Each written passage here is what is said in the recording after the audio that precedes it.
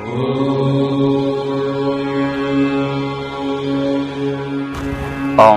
हरिओम तत्सत।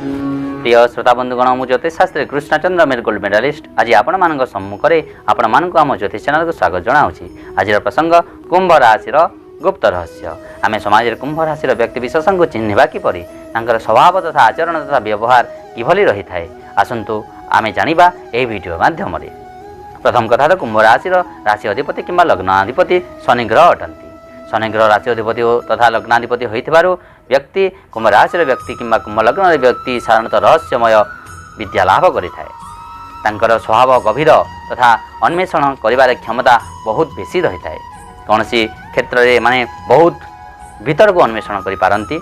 पुणी यही कुंभ राशि किंबा कुंभ लग्न व्यक्ति विशेष मित व्यय होगा संगे संगे मिलनसार प्रवृत्ति मानकर बहुत रही थाए। समस्त सहित मिलमिशी रहिबा एमानकर बहुत आग्रह रही थाए। एमाने अनुसंधान प्रिय अनुसंधान कार्य प्रति बहुत आग्रह प्रकाश करिथांती। एमानकर बौद्धिक स्तर उच्च नैतिक स्तर रही गंभीर स्वभाव रही अंतर्दृष्टि तथा अंतर्ज्ञान मध्य एमानक प्राप्त होता है। कौन सी विषय कौन सी व्यक्तिर अंतर कथा मध्य एमाने जानिबारे सक्षम होता।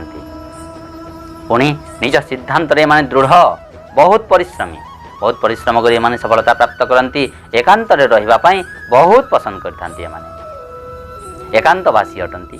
वैवाहिक जीवन क्षेत्र में सुखप्रद हेब जदि जीवन साथी समबुद्धि विशिष्ट होते। उभय जदि कुंभ राशि किंबा कुंभ लग्न किंबा कुंभ राशि व्यक्ति सहित आउ स्त्री किंबा स्वामी उभय यदि समबुद्धि विशिष्ट होते ताले वैवाहिक जीवन अति सुख शांति कटिबो। एमानकर बुद्धि कुशाग्र बुद्धि रही तीक्ष्ण बुद्धि रही जेकोसी कार्य होना कहीं एमाने भावी चिंती डिसीजन नहीं थांती। बहुत भावी चिंती एमाने डिसीजन नहीं थांती जहाद्वारा कि एमानको पश्चाताप करने को पड़ी न थाए। एमाने स्वार्थी नुहंती। जहाँ संपर्क में आसंती सहानुभूति व्यवहार आचरण प्रदर्शन करिथांती जहाद्वारा एमाननको समाज में मध्य सम्मान मिली थाए। सरकारी तथा व्यवसाय उभय क्षेत्र में माने सफलता पाई पारिथांती। निज अंतर्ज्ञान जो सफल डाक्तर किंबा सफल ज्योतिषी हेबार जोग मध्य यही व्यक्ति मानकर रही। जनकर समस्या तथा अंतर्निहित गुणावली ये सबु क्षेत्र में ये सबु क्षेत्र को चिन्हबार एमानकर यथेष्ट शक्ति तथा सामर्थ्य रही थाए।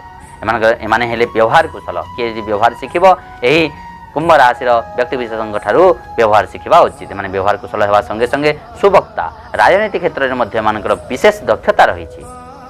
एमाने साहसी होगा संगे संगे सहृदय अटंती। हृदय सहकारी समस्त सहित मित्रता स्थापन करिथांती। एमानकर आउ गोटे गुण है लीडरशिप क्वालिटी मध्य एमानकर रही। एमाने चतुरवंत होगा संगे संगे न्यायपरायण संगीत विद्यारे पारंगम तथा जितखोर शत्रु दमनकारी होइतांती।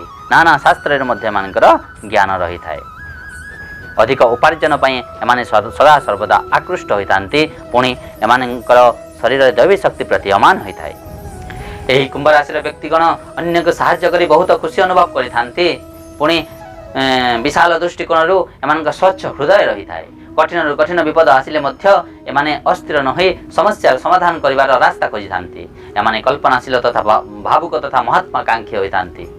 यही कुंभ राशि व्यक्तिगण किंबा कुंभ लग्न व्यक्तिगण उन्नति तथा अवनति आकस्मिक भाव में सृष्टि होता है। एमाने समाज प्रति एमानकर यथेष्ट आग्रह तथा प्रकृति प्रति मध्य एमानकर यथेष्ट रुचि रही है। प्रकृति सहित एमानकर संपर्क निबिड़ मध्य रही है। एमाने जीवन एमानकर जीवन में मित्रतार केबे बेले अभाव होई नाही। काहेकि ना मित्रता पाई एमाने बड़रू बड़ त्याग मध्य करने को पश्चातपद होई न थांती। एमाने नियम को मानि अनुसरण करी निज रास्ता रे गति करिथांती। न्याय रास्ता रे गति करबा एमानकर गोटे मुख्य कार्य अटे। एमानक भाग्य धीरे धीरे परिवर्तन करिथाए। उन्नति साधारणतः बहुत दिन पर्यंत तिष्ठि रही थाए। एमानक कथावार्ता मधुर तथा आनंददायक होता है जेहेतु द्वितीय अधिपति बृहस्पति कथावार्ता सुमधुर अटे। एमाने सरल विश्वासी नुहंती। अति सहजरे काहाको मध्य विश्वास करिवे नाही। एमाने बहुत परिश्रम करिथांती किंतु धीरे धीरे सफलता प्राप्त मिली थाए। एमानकर गोटे रिमेडिएट पॉइंट यह जे भाग्य मध्य धीरे धीरे एमानकर साथ देई थाए।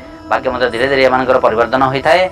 आउ बहुत परिश्रम कला सत्वे मध्य धीरे धीरे एमाने सफलता प्राप्त करिथांती। एमानक भविष्य प्रति दृष्टि रही थाए। भविष्य प्रति जो वार्ता एमाने प्रकाश करिथांती ता सत्य हेबार परिलक्षित होई थाए। ଏହା ଏହି କୁମ୍ଭ ରାଶି କିମ୍ବା କୁମ୍ଭ ଲଗ୍ନର ଏକ ବିଶିଷ୍ଟ ଗୁଣ ଅଟେ। ଏହି ସବୁ ଗୁଣ ଗୁଡ଼ିକ ଥିଲା କୁମ୍ଭ ରାଶି କିମ୍ବା କୁମ୍ଭ ଲଗ୍ନରେ ଜାତ ବ୍ୟକ୍ତିବିଶେଷଙ୍କ ସ୍ୱଭାବ ତଥା ବ୍ୟବହାର ଉପରେ ସଂକ୍ଷିପ୍ତ ବିବରଣୀ। ପୁଣି ଆସନ୍ତା ଭିଡ଼ିଓରେ ଆପଣମାନେ ଜାଣିବାକୁ ପାଇବେ ମୀନ ରାଶି ତଥା ମୀନ ଲଗ୍ନରେ ଜାତ ବ୍ୟକ୍ତିଙ୍କ ସ୍ୱଭାବ ତଥା ସଂକ୍ଷିପ୍ତ ବିବରଣୀ। ସେ ପର୍ଯ୍ୟନ୍ତ ମୋତେ ବିଦାୟ ଦେବା ହେଉ। ଧନ୍ୟବାଦ। भिडियोटी आपन को जदि पसंद लगी था ताहेले लाइक करंतु एवं एपरी भिडियोर अपडेट नोटिफिकेशन पाइबा पई सब्सक्राइब करंतु एवं बेल आइकन को क्लिक करंतु।